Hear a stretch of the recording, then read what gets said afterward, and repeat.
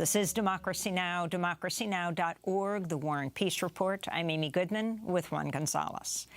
Evidence has emerged that the FBI played a direct role in infiltrating racial justice protests after the police killing of George Floyd in 2020. A new podcast out today called Alphabet Boys documents how the FBI paid an informant at least $20,000 to infiltrate and spy on activist groups in Denver, Colorado. The informant also encouraged activists to purchase guns and commit violence. This is the trailer to Alphabet Boys.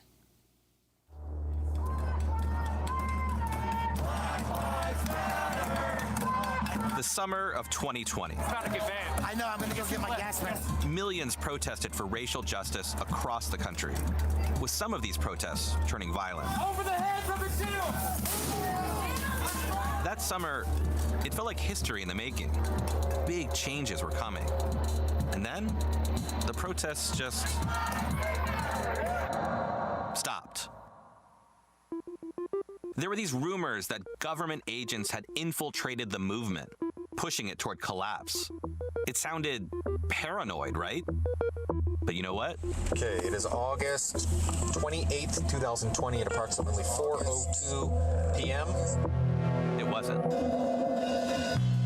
I'm Trevor Aaronson, and I'm a journalist covering federal law enforcement, the Alphabet agencies. As the FBI, sometimes you gotta grab the little guy to go after the big guy.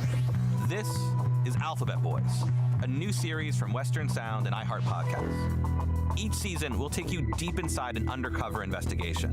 In Season 1, we're headed to Denver. UC 7775 in Denver, Colorado. Today is August 25th. Where FBI agents are investigating political activists following the murder of George Floyd. If we don't get no justice, A mysterious man rolls into town. He's wearing military fatigues, and he has a cigar dangling from his lips. The car he drives is unmistakable, a silver hearse. He was very convincing, but he did explain, he was for this BLM movement, and inside this hearse was like a lot of guns. Was this the guy the movement needed to take things to the next level? At the end of the day, you come to me, I got something for you. Play stupid games, win stupid prizes. Or did he have a secret agenda? He was just waiting for me to set the date, the time, the meeting spot, and then for sure he was trying to get it to happen. He's a bad guy, and bad guys attract bad guys. And I feel like he's gonna keep doing this forever. they want to cover up the fact that local, state, and federal law enforcement caused violence here. The trailer to the new podcast, Alphabet Boys, out today on Apple Podcasts, Spotify, or any other podcast platform. The podcast centers on an FBI informant named Mickey Windecker, a convicted felon who once fought, he said, with the Kurdish Peshmerga. This clip from Alphabet Boys begins with a Denver racial justice activist named Zebbodios Hall, who will be joining us, talking about Mickey Windecker.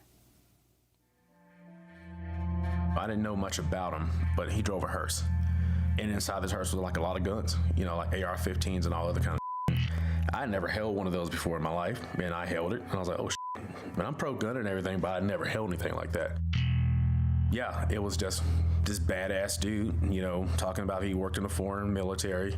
He was for the Black Lives Matter movement, and, it just seemed interesting, In August 2020, with millions of Americans protesting across the country, activist Zeb Hall invites a guy he's met at one of the demonstrations to his apartment in Denver to talk about plans for the future. The way I look at it is like, it has to happen, it has to happen. But it's like you said, how extreme do you expect it? Would you want it to go?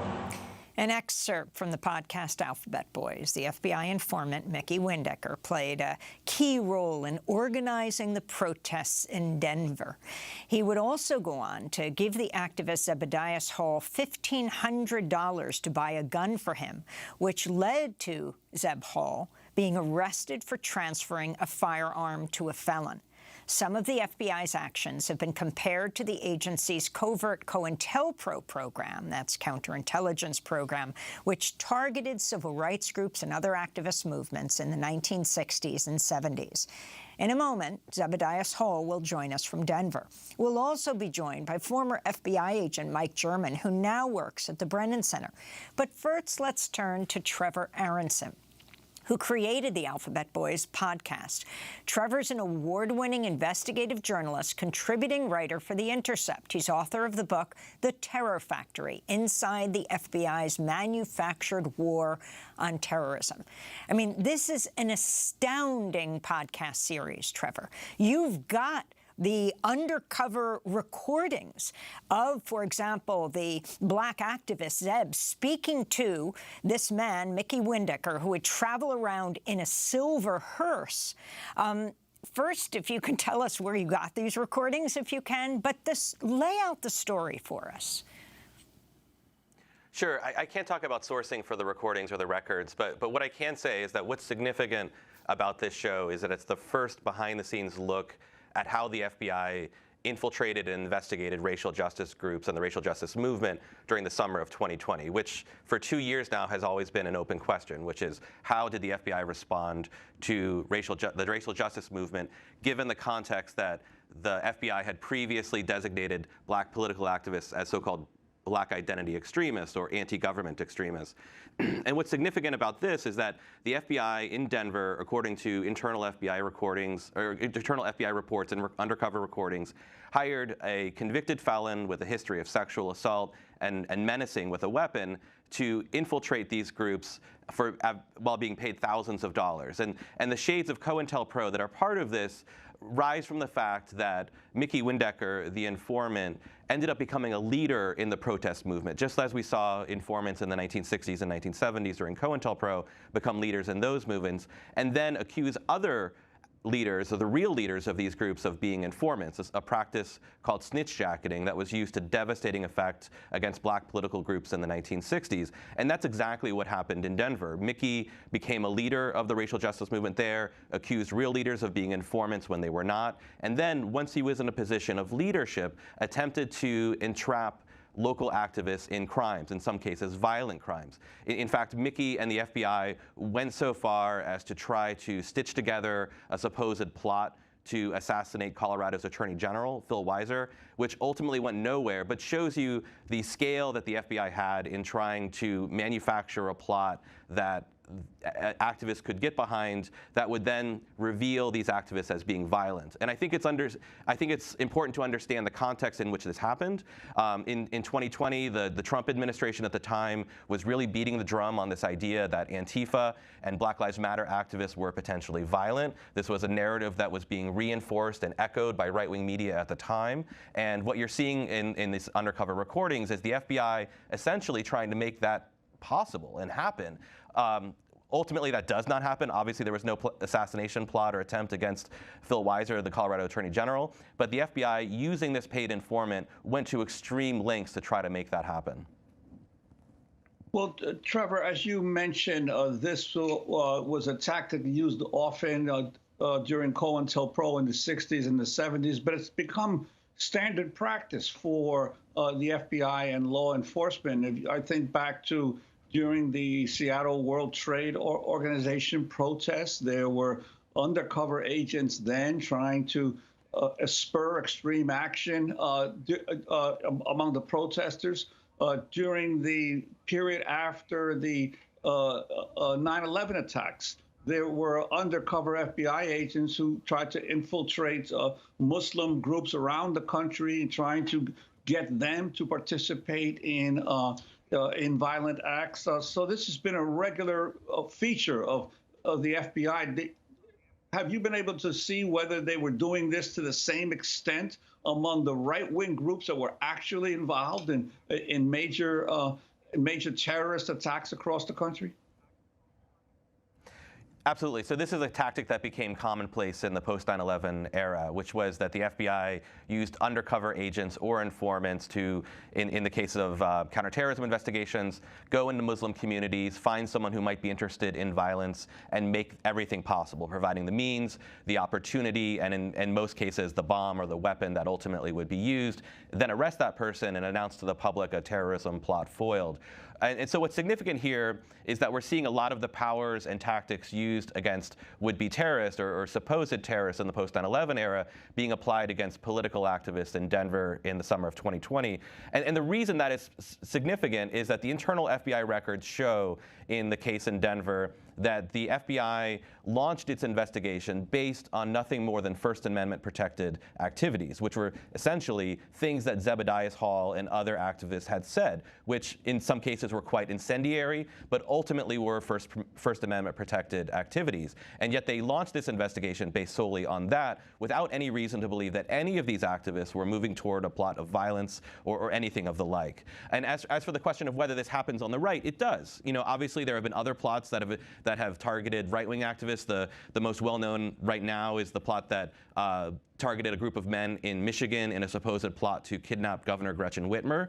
And so I think what's important about this story now is that we are entering this phase when Jim Jordan and the Congress are about to launch this committee that is specifically looking to establish this narrative that the FBI is solely focused on this type of tactic against right-wing groups and right-wing political activists, when that isn't true. What ultimately is true is that the FBI has an enormous amount of power that deserves a lot more oversight than it currently receives, and all sorts of groups from left to right are subjected to this kind of activity by the FBI. And so this narrative that the right wing is attempting to establish, that the FBI is prejudiced against right-wing groups and we're only seeing this activity among right-wing groups, there is evidence of that, and no doubt Jim Jordan will find it. But the truth is that this is far more extensive. It involves many groups, and in most cases, I would argue, if you look at the history of prosecutions in the post-9/11 era, these types of tactics are used far more against left-wing activists and left-wing political groups than they are against right-wing groups. Even though the intelligence committees have found that it is domestic terrorism, far right-wing, that is the greatest threat to the United States right now. And you're talking about the Select Subcommittee on the Weaponization of the Federal Government, chaired by Representative Jim Jordan of Ohio. That's meeting on Thursday. But let's turn to a video capturing when FBI informant Mickey Windecker met with his FBI handlers. By the way, he's denying he's an FBI informant. Met with his FBI handlers before he met with the Denver activist Zeb Hall. It is August 28th, 2020 at approximately 4:02 p.m. Special Agent Scott Dahlstrom with Special Agent Byron Mitchell, CHS, for meet with Zebbodios Hall. Thank you.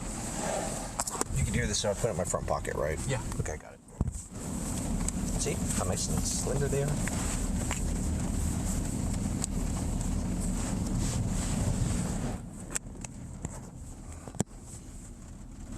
Video look good? Yep. Yeah, look handsome. Not as handsome as that kid. So that's Mickey Windecker talking to his handlers, going out to meet the guest we're joined by right now, Zebbodios Hall, or Zeb Hall, a Denver activist targeted by the FBI, featured in the Alphabet Boys podcast, joining us from Denver. I mean, Zeb, this is such an amazing story, because you'd think if the FBI wanted to infiltrate a group like a Black Lives Matter group, they wouldn't have someone who just appears so different in every way. This white guy who is blatantly driving the silver hearse filled with automatic weapons. I mean, it is amazing. So talk about how you met up with him, your involvement in BLM, Black Lives Matter, and why you came to believe that he was a fellow traveler, if you will. I first met, well, thanks for having me. I first met Mickey at one of the earlier protests, either it had been early July or late June. He was around a lot of folks, taking information, phone numbers and whatnot. It was quite odd. We were all confused. We didn't know what to expect, and it was very terrifying down the line when we found out more about him. It's a very dangerous history this gentleman had, and I think it's very terrifying, especially the fact that, you know, it was sent to our BLM movement in the hopes of tarnishing it. And Zeb Hall, what led you to begin to think that he might not be on the up and up, and what were some of the examples of ways he tried to get people to do things they normally would not do? Yeah, it's towards the I would probably say towards you know, there was a march on the headquarters of the police department, and you know, people were just starting to get, you know, more, how would I say, rowdy than usual. And, you know, he's yelling at people, you know, making orders and whatnot. And sometime down the line, you know, it was really evident when the Colorado Springs Antifa released an article explaining more about this gentleman. It was very heinous and scary. So until that article came out, you had no suspicion that he might be an agent provocateur or undercover informant? It was very confusing. You know, it was so much going on that summer, we didn't know what to expect, but we never would have thought that the FBI would have sent a gentleman like that to our movement. Everything was really confusing.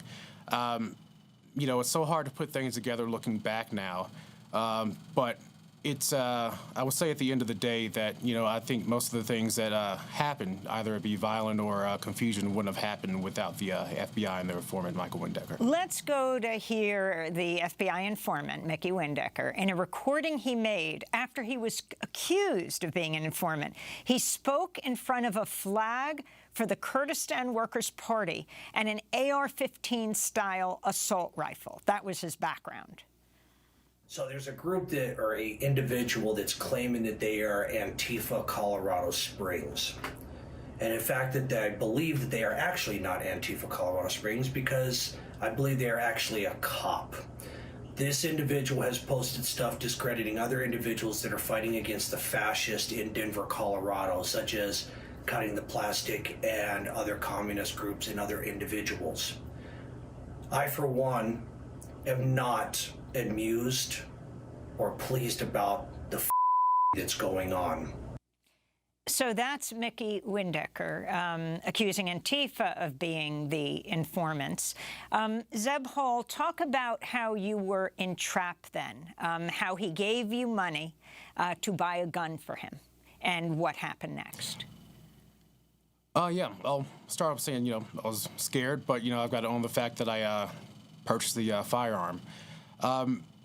You know, it was just quite odd, and you know, then the way in which, you know, he explained it to me, I just didn't understand. I never purchased a gun before, you know, and I get this gun for this gentleman, and you know, shortly after, you know, the information comes out about his criminal history and who he is, and you know, I'm terrified at this point. And come around January, you know, an article comes out, you know, with Mr. Shelby, who will be mentioned later on.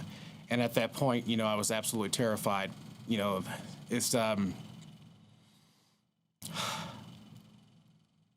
was just afraid. You know, I own what I did. And, you know, I never thought I'd be in a situation like this, but, you know, here we are. It was just a terrifying experience. We were all afraid. I'd like to bring in former FBI Special Agent Mike German, now a fellow at the Brennan Center for Justice at New York University Law School. He's written a book titled Disrupt, Discredit, and Divide, How the New FBI Damages Democracy. Mike German, talk to us about these efforts by the FBI to especially target movements, social movements on the left. Thanks for having me. You know, Trevor has spent a large part of his career covering this change in the FBI's undercover tactic, where they have aggressively used informants, had informant-driven operations targeting mostly Muslim Americans in terrorism investigations with a tactic that wasn't designed to uncover criminal activity that was ongoing, but rather to manufacture criminal activity, to create a case where no case had existed before. And what I think is really critical about the reporting on Alphabet Boys is that in many of those cases, Trevor had to rely on court documents or Freedom of Information Act records and statements of the defendants. And defenders of these tactics at the FBI and elsewhere would often say, well, the FBI probably had some other kind of information that justified the use of these tactics that couldn't be released in court or discussed openly.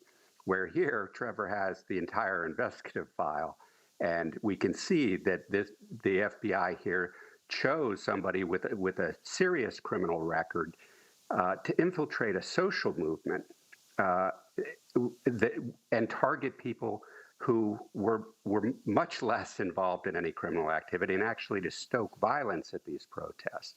And that's a tactic that, as discussed, is straight out of the Cointelpro playbook, where the tactics were meant to disrupt and divide the social movements rather than to uncover serious crime.